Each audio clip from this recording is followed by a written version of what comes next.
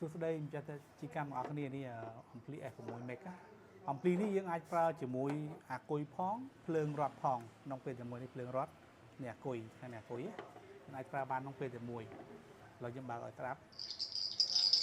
ឥឡូវខ្ញុំដាច់ភ្លើងរត់នេះខ្ញុំដាច់ភ្លើងរត់ឲ្យភ្លើងរត់ដកភ្លើងរត់ចេញហើយអំភ្លីវាដើរធម្មតាណាខ្ញុំដាក់ភ្លើងរត់ចូលក្នុងករណីអស់អាគុយខ្ញុំដកភ្លើងអាគុយណាអំភ្លីយើងដើរធម្មតា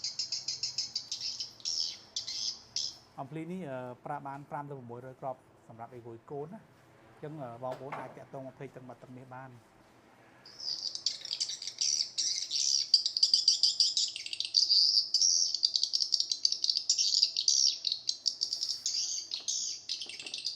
ធ្ងន់នេះធ្ងន់បាត់ទៅធំអាចតាក់ទងពេកទឹកមាត់ទឹកនេះបានអរគុណ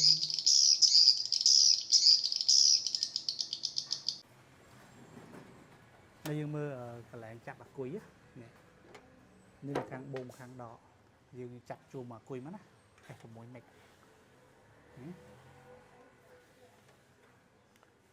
អានេះយើងដោតភ្លើងរត់ដោយដោតភ្លើងរត់